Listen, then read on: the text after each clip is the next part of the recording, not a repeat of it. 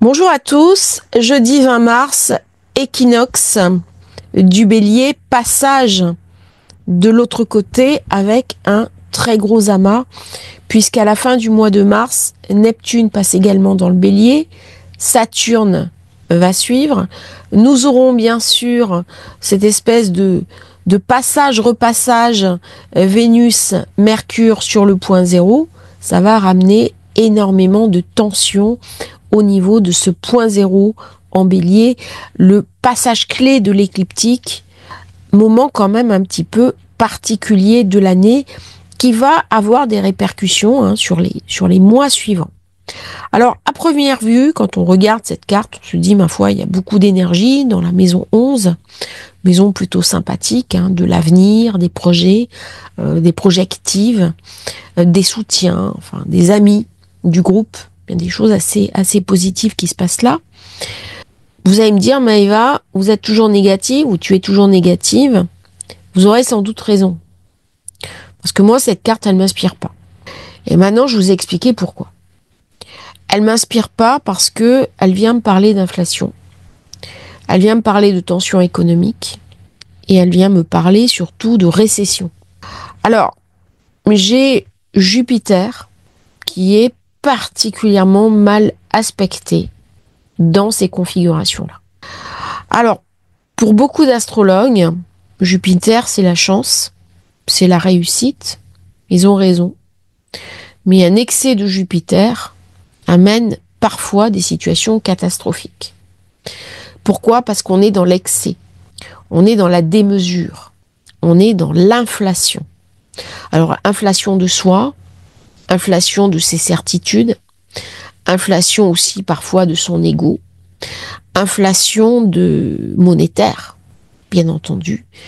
Et Jupiter, quand il est mal aspecté, peut ramener aussi, de par sa jonction avec Neptune, une forme d'illusion de moi-même. C'est-à-dire, je me pense compétent, je me pense assuré, et puis la vie va me montrer que j'ai complètement fait fausse route. Et du coup, le prix à payer va être exorbitant. Dès qu'il est question de Jupiter et que je fais une erreur dans ce sens-là, les conséquences sont dramatiques. Pourquoi je parle comme ça ? Parce que j'ai eu une expérience il y a quelques années d'un transit Jupiter sur Soleil qui s'est très mal passé. Et du coup, j'ai commencé à avoir des doutes sur Jupiter. Alors, certains me disent, oui, pourtant, c'est la planète de la chance. C'est vrai. Mais ce que j'ai remarqué, la vraie chance, elle n'est pas toujours amenée par Jupiter.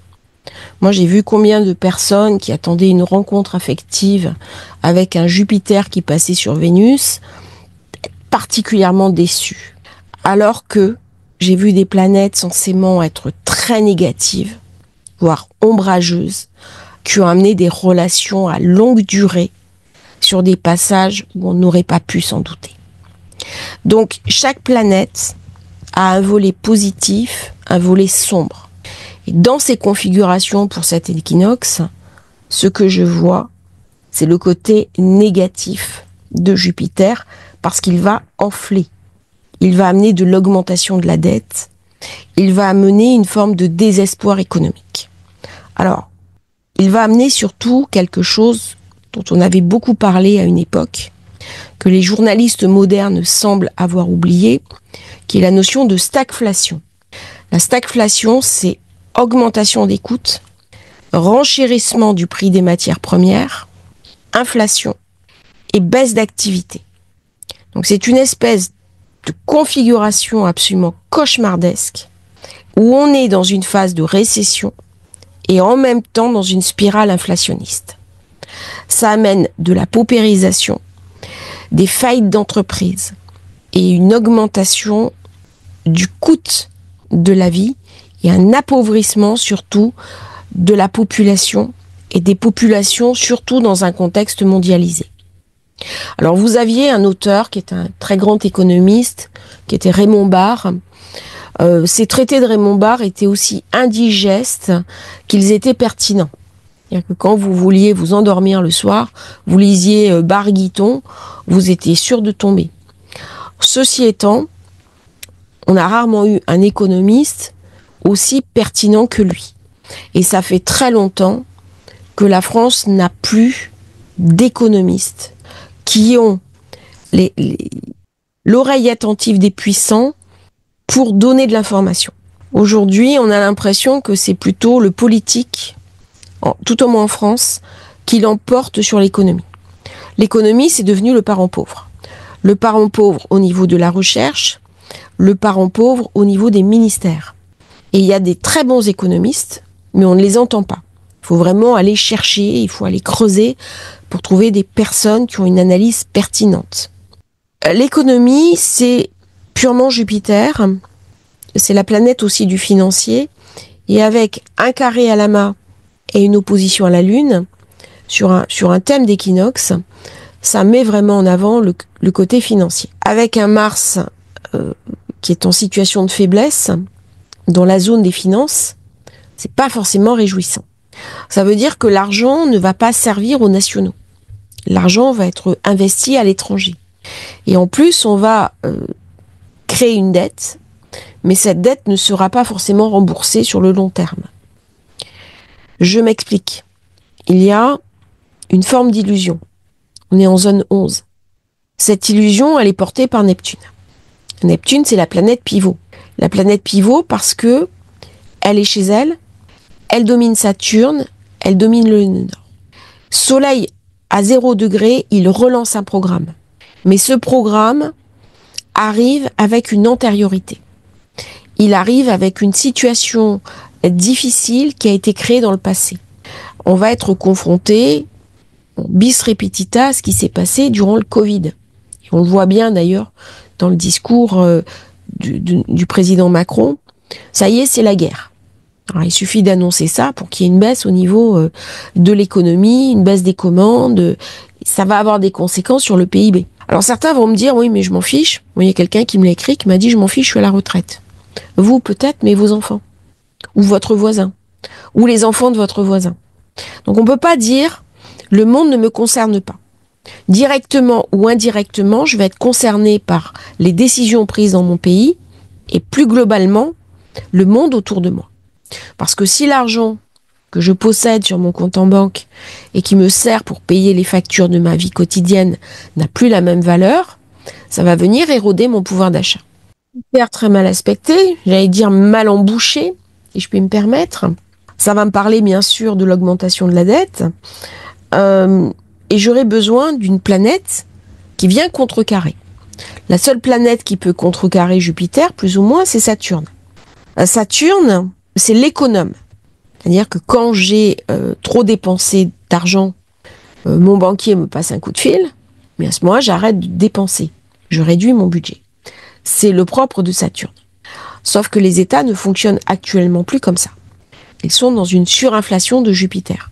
C'est-à-dire parce que j'ai trop dépensé, eh bien je vais continuer à augmenter mes dépenses et je rentre dans une forme de spirale où je dépense de plus en plus et je fais tourner la planche à billets.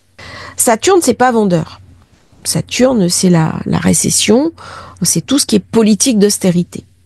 Alors, on a vu lorsque le Premier ministre a voulu mettre en place en France une politique d'austérité, c'est pas passé. Donc, l'austérité, c'est pas drôle. Saturne, il vient toujours exiger le prix à payer. À quel moment le prix à payer va être réclamé? Eh bien, c'est quand Saturne sera en bélier. Il est en situation de faiblesse. Donc forcément, la note va m'être présentée. Alors pas forcément au début, mais il y a un moment donné, Saturne va me parler de l'obligation de reprendre en main mes créances, de reprendre en main mes projectives dans une perspective d'avenir. Titre personnel, ça va se traduire par quoi? Eh bien, par un appauvrissement du tissu économique, par un rétrécissement des capacités d'autofinancement des entreprises et par une baisse, une faiblesse des bourses et des monnaies nationales. Du coup, ça va avoir un impact sur l'économie globale. Non seulement l'économie nationale, mais aussi, dans un monde mondialisé, sur les économies qui interagissent entre elles. Ça veut dire plus de difficultés pour trouver un emploi, si je suis salarié, et plus de difficultés à trouver des clients, si je suis à mon compte, si je suis consultant. Ça va donc être une invitation à me redéployer, à réinventer mon activité professionnelle. C'est une période, comme chaque période de crise, où on est invité à trouver, par le biais de la créativité qui est Uranus, des solutions pérennes, des solutions individuelles, mais aussi des solutions globales. Clairement intéressant, c'est que nous avons le nœud nord qui était en bélier, qui est passé en poisson, et au moment de l'équinoxe, nous avons bien sûr ces deux signes qui sont en interaction avec un très gros amas à l'intérieur de ces signes. Eh bien, je suis invitée à regarder ce qui se passe. J'ai beaucoup d'énergie, et j'ai même trop d'énergie qui est ramenée dans ce secteur. Ce secteur qui est contrôlé par Uranus. Alors, Uranus est bien aspecté, mais il garde ce côté explosif.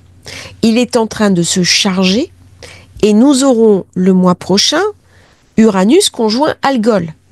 Donc directement, cette carte, elle est très belle, elle est très jolie, elle est fort sympathique si je regarde les aspects en présence. C'est vrai qu'il n'y a pas beaucoup d'aspects contraires, mais dès que je vais aller chercher la notion de charge, c'est un peu comme si je mets un bâton de dynamite quelque part, et puis il y a une autre personne qui dans quelques jours va allumer la mèche.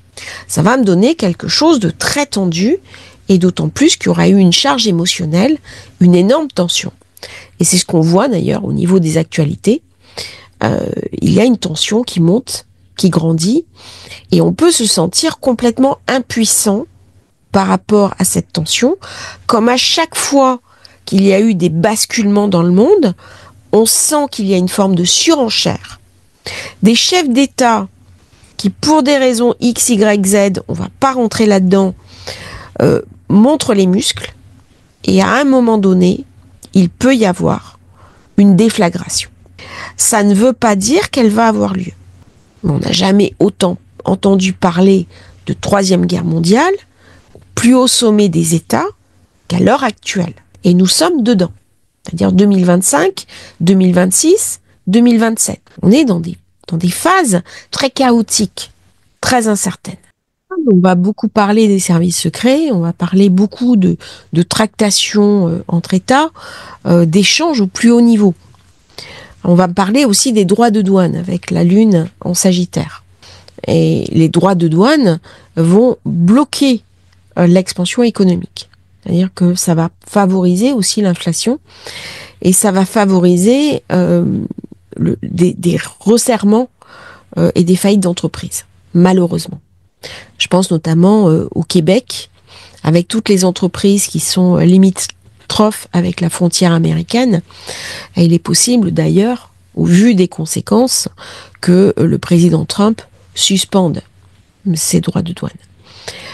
En Europe, c'est pareil. J'ai envie de dire, on va être mangé de la même manière. C'est-à-dire que les droits de douane, c'est aussi une mesure de rétorsion. Le problème, c'est que tout le monde va faire pareil. On parle de renchérir les coûts de douanier sur l'acier, mais ça va avoir des conséquences sur la consommation. Le prix des produits, des matières premières qui augmentent, on est clairement dans une spirale inflationniste. Et on va commencer à en voir les effets, je dirais, à partir du mois d'avril. Avril-mai. Ça va arriver très vite. C'est-à-dire, on a eu la première vague d'inflation avec la guerre en Ukraine, sur tout ce qui est agroalimentaire. Maintenant, renchérissement du coût de fabrication du fait des taxes frontalières et de l'augmentation des droits de douane. Donc tout ça, c'est cohérent. Et c'est bien représenté par ce Jupiter Gémeaux qui a des aspects pourris. Il est d'autant plus pourri qu'il est tout seul à porter la négativité de l'histoire. Là, il est... et ça vient bien montrer le côté incontrôlable.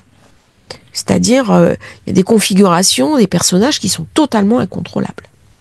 Et quand je ne peux pas anticiper ce qui se passe, eh bien forcément, les marchés financiers deviennent fébriles. Il y a une perte de confiance.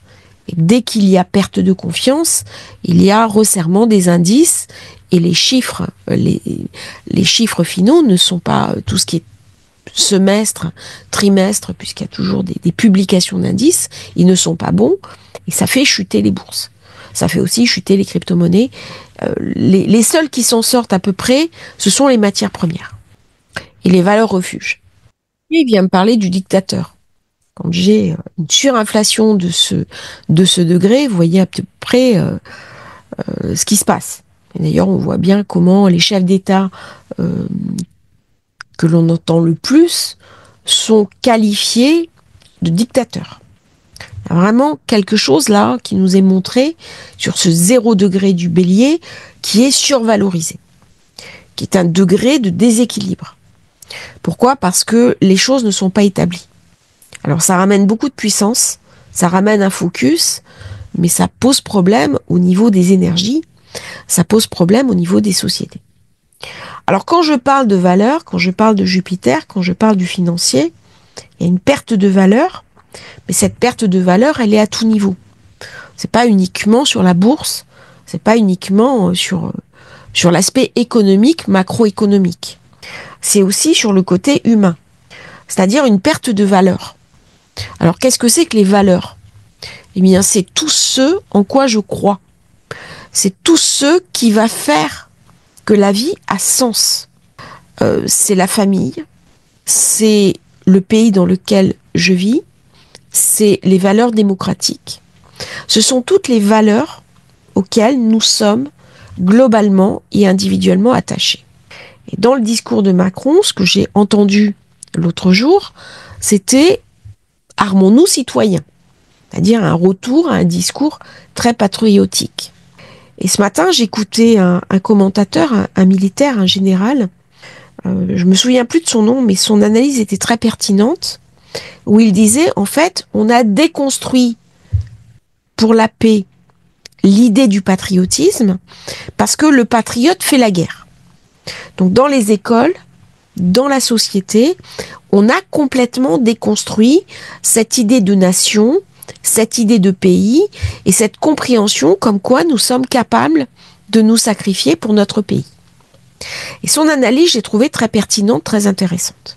Parce que pour dire aux armes citoyens, quand ça avait été le cas pendant la Révolution française, avec Pluton Verseau, il y avait cette idée d'appartenance à un pays et la capacité à se sacrifier pour ce pays. Avec la main en poisson, est-ce que nous sommes encore capables de nous sacrifier pour un idéal supérieur à nous?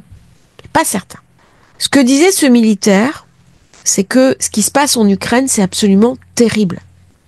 C'est une guerre de fantassins, c'est une guerre de tranchées, c'est une guerre qui fait beaucoup de morts, dans le froid, dans la peur, dans la douleur, dans le manque, dans l'incertitude. Et nous, dans nos sociétés, nous sommes surprotégés. C'est-à-dire que chaque fois qu'il y a un drame qui se produit, qu'est-ce qu'on fait ? On met en place une cellule psychologique, une cellule d'écoute. Ce qui est très bien. C'est pas ça que je vais critiquer. Mais nous n'avons pas musclé notre capacité à la rugosité. Et faire la guerre, c'est quelque chose d'abominable et ça se prépare.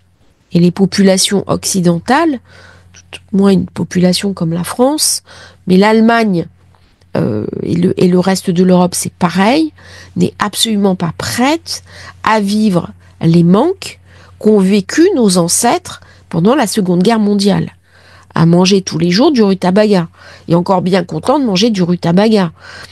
Parce que sinon, c'était la soupe de cailloux. Alors la soupe de cailloux, on met un demi-poireau, un caillou, un tout petit bout de gras et on attend que ça se passe. C'est-à-dire, on va pas très loin. Ce sont des conditions affreuses. Et c'est pour ça que l'Europe avait été créée. Pour éviter la guerre. Et tout ça, ce sont les mises en garde de Saturne. Saturne vient me dire, attention, on ouvre les yeux. C'est-à-dire, ok, on s'engage dans la voie du conflit, de la belligérance, mais il y a une facture. Et cette facture sera douloureuse, aussi bien à titre humain qu'à titre monétaire. Et c'est parfaitement montré par ce carré avec Jupiter. Même s'il s'amenuise. Le carré, il était il y a quelques jours, mais il est toujours relativement actif. Quand je parle de perte de valeur, nous sommes dans une société avec Neptune qui était dans le Poisson, qui s'est mondialisée. On est sorti des frontières. On est sorti de la structure qui bornait un petit peu les pays. On vit à l'étranger. Nous parlons des langues étrangères. Nous avons des biens de consommation qui viennent des États-Unis, comme Netflix, qui viennent de Chine, du Japon, de Corée, les ordinateurs, les softwares. On est dans un monde d'échanges commerciaux. Et c'est antinomique. C'est-à-dire que dans cette idée de mondialisation, on m'a expliqué que le village global était supérieur à l'idée que je pouvais me faire des propres limites de mon pays. Et là, on s'aperçoit que la mondialisation n'est pas la réponse à tous nos problèmes. Elle a créé d'autres fantômes, d'autres risques. Et elle a mis en valeur aussi ce côté perte de valeur et perte de roman national. Alors, le narratif national, on en a eu une apothéose pendant les JO. C'est-à-dire, il y a eu un refus de transmettre au monde un roman national. Et là, on sort un petit peu comme un lapin du chapeau, et c'est très jupitérien ça, le narratif du héros, ce que vient parfaitement raconter Neptune Bélier. Neptune Bélier, c'était aussi Cameroun. Cameroun, ça a été la campagne calamiteuse du Mexique, sous Napoléon III, avec des soldats qui ont résisté, des soldats de la Légion étrangère, qui ont tous été massacrés. Alors la France s'enorgueillit d'un passé magnifique, avec des grandes batailles, même Sébastopol, un certain nombre de places. D'ailleurs, on a donné le nom des victoires à des places très connues de Paris ou d'autres villes de France, ou de Nouvelle-Calédonie, il y avait l'avenue de Sébastopol. Mais la France a eu aussi des défaites particulièrement marquantes, comme Trafalgar, qui est le nom d'une place, par contre, à Londres, où Napoléon a perdu contre les Anglais. Donc le bonheur des uns fait le malheur des autres. Et c'est ainsi que s'inscrit l'histoire. L'histoire est forcément tragique. Comment je peux éviter qu'elle ne soit tragique pour moi, pour ma famille, et peut-être pour mon pays? C'est en amont une question à se poser. Et si on n'arrive pas à la poser en Poisson, parce qu'on est dans une forme d'illusion, de nébulosité, une espèce d'humanisme compatissant qui dépasse les frontières, c'est-à-dire que si j'aime tout le monde, que je suis un pacifiste, à un moment donné, je peux aussi me faire rattraper. Et ça, c'est un vrai problème. C'est-à-dire, les pacifistes sont souvent assassinés. Et ça, c'est terrible. Ce sont des personnes qui sont dans le viseur. En Bélier, Neptune va être obligé de remettre les pieds sur terre. Alors là, on est dans le mythe du héros. On est dans le mythe aussi du sauveur.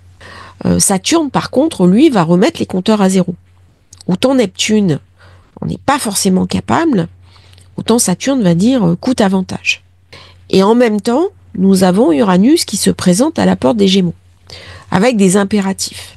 Des impératifs dans une société de plus en plus digitalisée, de plus en plus interconnectée. J'écoutais ce matin une émission de Idriss Aberkane sur la puce quantique. Ça fait rêver. C'est vraiment des nanocalculateurs stratosphériques avec des particules Majorana, qui est la particule de Majorana et qui va permettre justement la création des puces quantiques. Et Google a fait une publication dans ce sens où il y a une répartition en utilisant justement ces particules qui va permettre des super calculs, des choses qui dépassent un petit peu notre conception même du monde, notre conception de l'informatique, et c'est une véritable révolution. Et tout ça, ça a un coût. Comment je vais pouvoir investir pour l'avenir, pour les générations futures, dans la recherche, dans les universités, dans l'école, dans mes hôpitaux, si toute ma force vive est concentrée sur ma propre défense. Alors, vous allez me dire, c'est pas ça la question. Si je suis attaqué, si je suis en danger, oui, le sacrifice est nécessaire. Mais avec Neptune qui passe en Bélier, il y a quelque chose là qui me parle aussi d'une menace très importante, mais peut-être qui n'est pas en prise avec la réalité. Une espèce de réalité. Alors, je ne sais pas, parce que Neptune me parle des services secrets. Le Bélier me parle du champ de bataille. Est-ce que je ne suis pas en train d'écrire un espèce de roman épique, mais qui n'est pas en prise avec la réalité? C'est une question que je pose. Dans les choix budgétaires qu'on fait, dans les choix d'investissement, c'est la jeunesse qu'on sacrifie. Une fois encore. Et ça a des conséquences.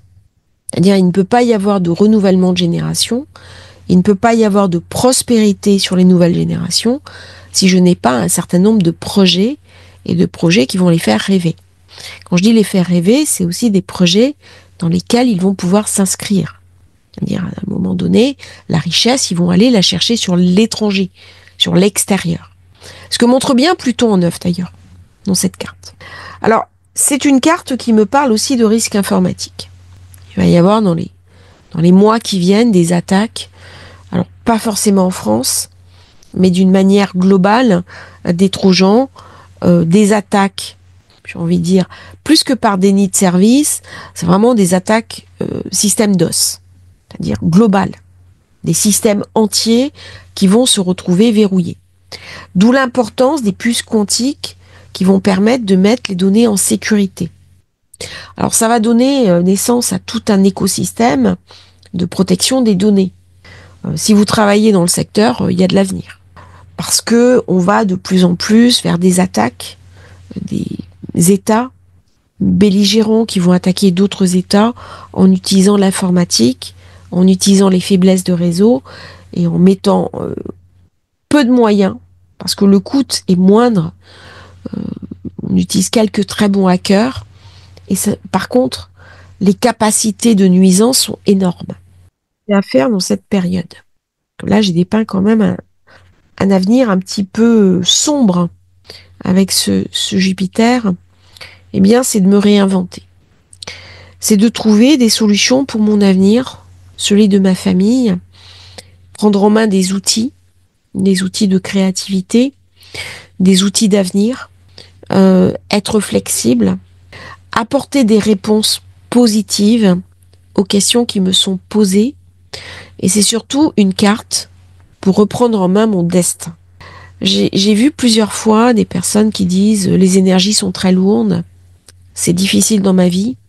Et ça, c'est terrible. C'est très dur quand on est dans la machine à laver. Par contre, la question qui est posée, c'est qu'est-ce que je vais faire pour sortir de la machine à laver? Qu'est-ce que je vais faire pour ouvrir la porte, même s'il y a de l'eau qui coule, et trouver un autre système qui va me permettre de poser un regard différent sur les problèmes que j'ai dans ma vie. C'est ne pas se déposséder de son pouvoir, de sa puissance, de sa capacité d'une part à l'autonomie et d'autre part à la réaction. Si j'attends de l'univers passivement qu'il m'amène ce dont j'ai besoin, eh bien j'ai envie de dire, parfois on peut attendre très longtemps. Et c'est un peu le risque des cartes positives comme ça. Si j'accepte la rugosité de l'époque dans laquelle je suis, que je considère vivre à une époque fantastique, parce qu'il y a des outils mis à ma disposition parfois gratuitement, qui me permettent de poser un autre regard, de solutionner des difficultés concrètes, d'aller de l'avant et de me relever après une épreuve, eh bien ça change complètement la donne au niveau de ma vie. Toujours un thème astrologique qui a été un véritable cadeau parce que c'était une leçon de résilience. C'était une leçon de combativité. C'est un thème qui était assez dur et la personne a mis en place une volonté, un engagement, une capacité à dépasser les épreuves pour aller d'une part vers l'excellence et d'autre part prendre en main son destin, s'accrocher et ne pas baisser les bras. Et elle a obtenu ce qu'elle voulait. Elle a vécu son rêve. Maintenant, c'est quelqu'un qui est à la retraite. C'est pas quelqu'un qui fait partie des générations qui ont été bénies par les planètes. Elle est arrivée à un moment avec une grosse rugosité dans son thème de naissance, mais c'est quelqu'un qui a su utiliser les aspects destructeurs de son thème pour en faire de la combativité, de l'engagement et aller au bout des épreuves. C'est de la résilience, mais à un point très intense. Ça m'a beaucoup parlé. Ça m'a beaucoup parlé parce que c'est une leçon. Et on a tendance à penser que les personnes heureuses ont des thèmes faciles, que les personnes malheureuses ont des thèmes difficiles. Et en fait, c'est le moment de prendre des décisions opportunes. Et c'est en ça que lorsque j'ai un thème qui est difficile, eh bien, je suis invitée à ramener de la créativité, à ramener du conseil, à ramener de l'écoute, parce que vous avez des personnes qui ont des thèmes difficiles, et j'en ai dans ma famille. Là, je parle de personnes de ma famille qui ont des thèmes difficiles, mais qui n'écoutent pas le conseil. Et je vois les échecs, bien sûr, se répéter. Ça va leur demander tout un travail sur elles-mêmes pour accepter l'écoute. Alors maintenant, c'est un petit peu moins vrai, parce qu'au bout de 10 ans, 20 ans, 30 ans de répétition, on commence quand même, avec l'âge, à mettre en place d'autres mécanismes. Mais c'est vraiment dans ce genre de configuration d'équinoxe, puisqu'on va rentrer dans une époque chaotique, et c'est logique, avec tous les passages planétaires que nous avons, que ce soit Pluton, que ce soit Saturne, que ce soit Neptune, le nœud nord, Jupiter, Uranus, la lune noire. Vous vous rendez compte de toute la concentration d'énergie qui bombarde la Terre, qui bombarde les êtres humains que nous sommes et qui bombarde les systèmes dans lesquels nous vivons. On va vers quelque chose de systémique. C'est-à-dire, je ne peux pas regarder uniquement moi dans ma vie, il va forcément y avoir une interaction avec le monde autour de moi. Mon pays, le système économique, ma banque, ma carte bleue, mes dettes, mes avoirs, mon travail, tout ça va interagir de manière complexe. Alors, si en période de sérénité, ça a déjà été difficile, en période de crise, ça va l'être encore plus. Et là, moi, je m'étais aperçue de quelque chose d'assez incroyable, c'est que en France, il y a une espèce de lénification. La lénification, c'est quand il y a des opportunités de croissance, elles sont minorées en France. Par contre, quand il y a des périodes de doute et des périodes de crise, on les prend au même titre que les autres pays. Donc ça ne permet pas, en fait, cette lénification d'engranger des avoirs, des actifs qui permettent d'attendre avec sérénité l'avenir lorsqu'il devient gris et lorsqu'il pleut. Le deuxième point, c'est de savoir qu'en période de crise, il y a toujours de nombreuses opportunités.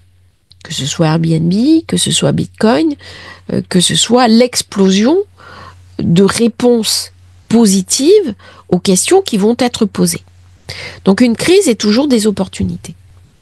Ou je reste dans l'idée de la perte, et j'incarne ce vécu de la perte, et à ce moment-là, ça va être assez désespérant, ou alors je me dis, s'ouvre maintenant une époque assez porteuse de sens.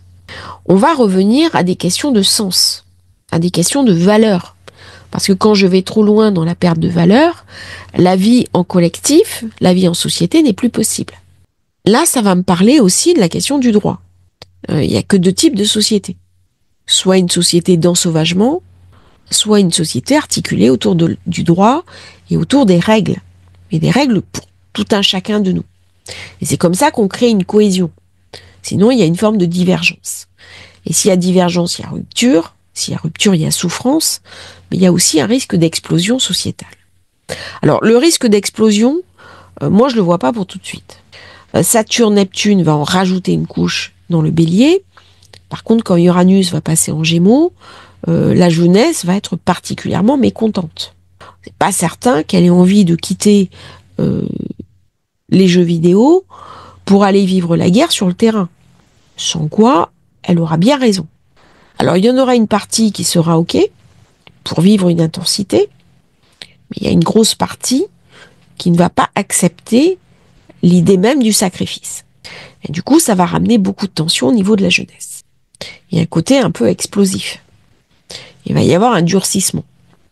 Alors, ce durcissement va se passer soit de manière, soft, par une expatriation, ce qui s'est passé au niveau de l'Ukraine. On quitte le pays, coûte que coûte. Et un certain nombre de jeunes hommes ont quitté le pays parce que nos mentalités ont changé. Il ne s'agit pas de les mettre en question. C'est-à-dire qu'avant, les garçons étaient programmés à la guerre. C'est aussi pour ça que dans les pensionnats, ils étaient élevés avec beaucoup de brutalité. Il fallait quelque part créer une mémoire douloureuse par rapport à l'enfance, de manière à créer chez eux des ruptures et en faire des soldats. C'est pour ça qu'à l'école, dans les pensionnats de garçons, l'éducation était barbare et elle était très dure.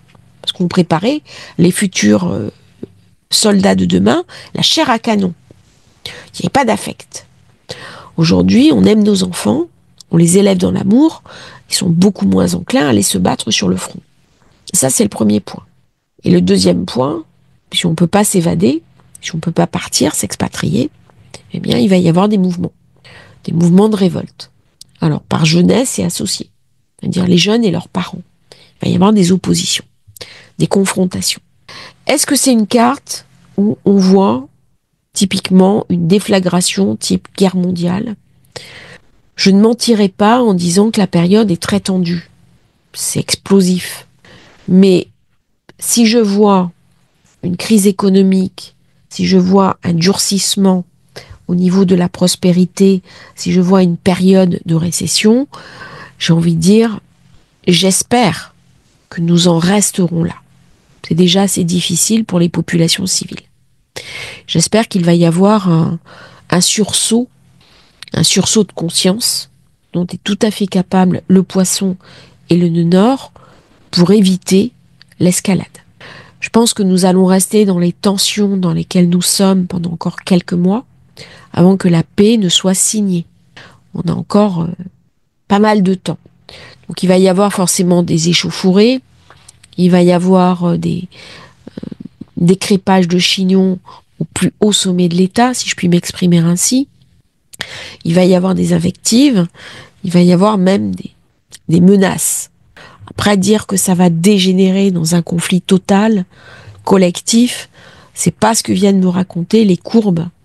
Il y a des courbes de tension et des courbes de remontée. Là, je serais plutôt dans une courbe de remontée. On est dans une phase post-Covid.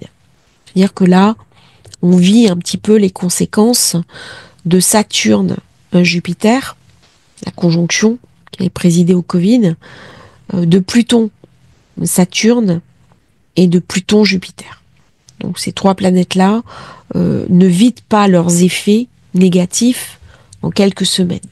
Il faut plusieurs années pour vider ces aspects. Et là, on est dans une forme de... on lâche le négatif. Alors à vivre, c'est difficile. À l'intérieur de moi, c'est compliqué, c'est complexe. Je peux y avoir beaucoup de peur. On voit la lune en 6, elle n'est pas à l'aise. J'ai des peurs dans mon quotidien. On va peut-être faire des provisions. On regarde sur Internet comment faire les vieilles confitures, conserver les aliments à l'ancienne. D'ailleurs, il y a une chaîne qui est excellente. C'est une Biélorusse qui donnait les informations et les femmes échangent des informations. Alors il y a des Ukrainiennes, il y a des Russes, il y a des Biélorusses. C'est assez surprenant cet échange de peuples qui entre hommes se font la guerre et les femmes qui au contraire cherchent des solutions, des moyens opportuns pour faire des conserves et pour nourrir la famille. Très intéressant. Je pense qu'on n'en est pas encore là en France. Alors bien sûr, je peux me tromper. Si je me trompe, je serai vraiment désolée, mais je serai beaucoup plus que désolée. C'est-à-dire pour moi, ça sera dramatique au niveau humain. Pas parce que je me serais trompée sur la chaîne, mais parce que je serais terrifiée par l'idée d'une déflagration mondiale et des conséquences que ça aura. J'espère ne pas me tromper pour une fois. D'habitude, bon, quand je me trompe, c'est pas si grave que ça.